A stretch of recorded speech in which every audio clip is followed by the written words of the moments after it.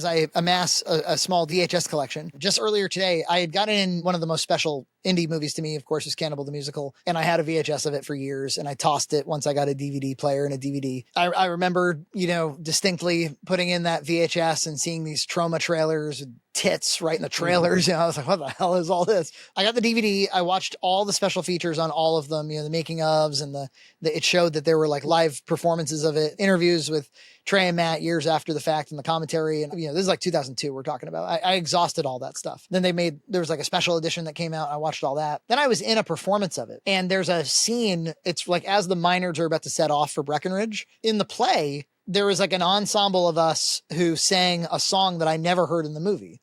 It goes, don't be stupid, wait until spring. The mountains in the winter are a treacherous thing. Just look at these fools. They think they can make it. It'll be 20 below and they say they can take it. What a bunch of stupid motherfuckers. And I remember we all had to get the harmonies right and stuff. But I was like, oh, this is weird. Is this just like in the script? Maybe it was a deleted scene, but I've never seen it. Don't be stupid, wait until spring. The mountains in the winter are a treacherous thing. Just look at these fools, they think they can make it. It'll be 20 below and they say they can take it. What a bunch of stupid motherfuckers.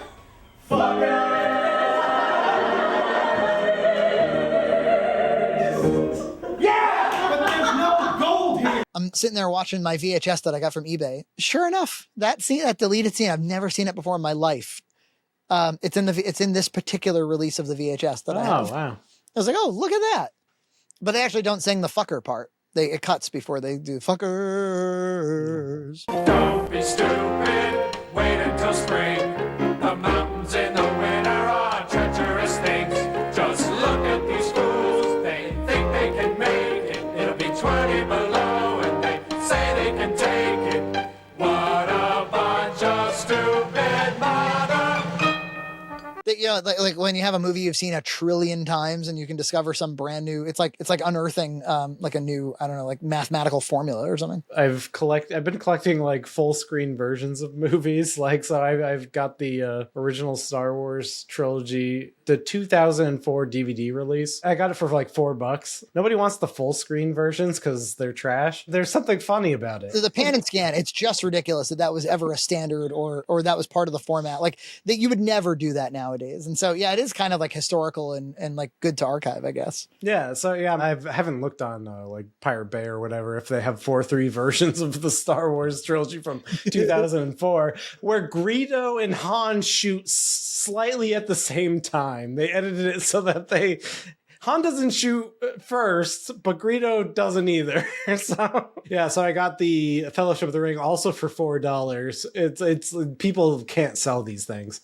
And yeah, so it's the in Fellowship of the Ring where they have the full fellowship. They didn't want to like crop anyone out.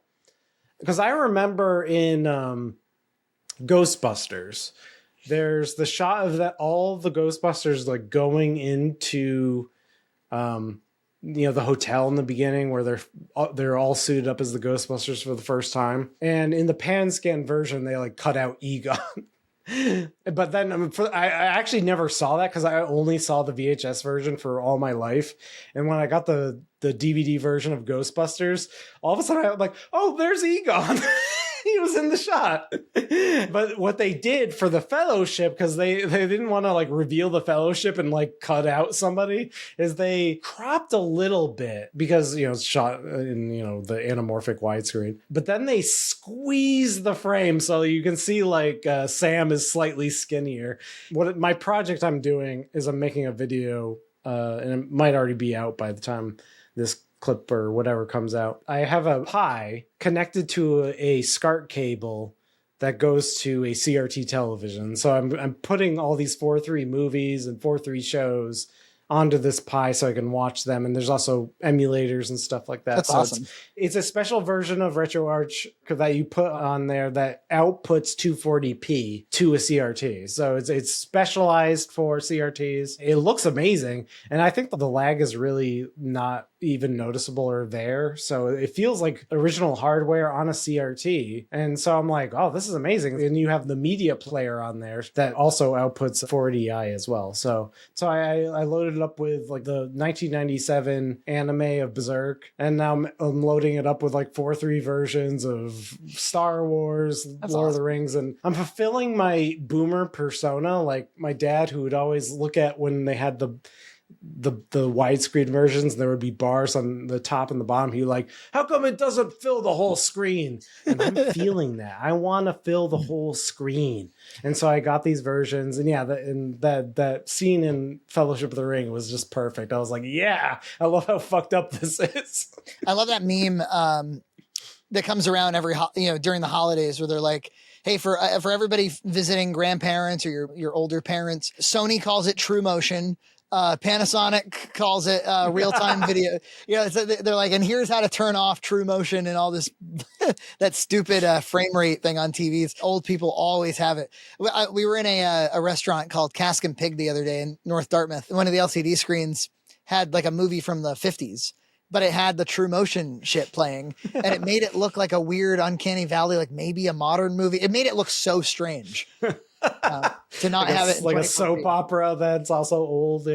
Yeah, it was really it was like disconcerting. So we'll look out for that video. The product is called RGB Pi. The reason why I came up with that idea is that, I have these TVs. I have one behind me here, and I have the other ones. I have them all hooked up with consoles, with my EverDrives, and then I have this small 13-inch television, which is being neglected. And I'm like, it has a SCART input. It's such a nice TV. Like, what can I do with it? And I just started looking around. I saw this product, and I don't think many people are talking about it. So I think it'll be a good thing to highlight, because we have retro Pis in our arcades.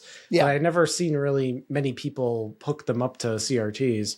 So this, I think, it'll be a nice video. I like it. That appeals to my my desire to like. Yes, I'd like the original stuff. I want to play it on original stuff, but I still would prefer like an EverDrive where I don't want to have 1 billion Nintendo carts. I don't want to have 1 million VHS tapes. With the Raspberry Pi 4, I would say you can get up to like PlayStation, and it looks pretty authentic to the real thing. Like, when I play it on the CRT, it looks authentic. You can play N64, but it looks wrong. It looks emulated. Mm-hmm. And you can play Dreamcast, and again, it looks wrong. It looks emulated. So I would say from like the 8-bit systems to PlayStation, it looks like perfect for a CRT. The Raspberry Pi 5 came out recently, and I think they'll support that soon. So I wonder what the compatibility will be after that.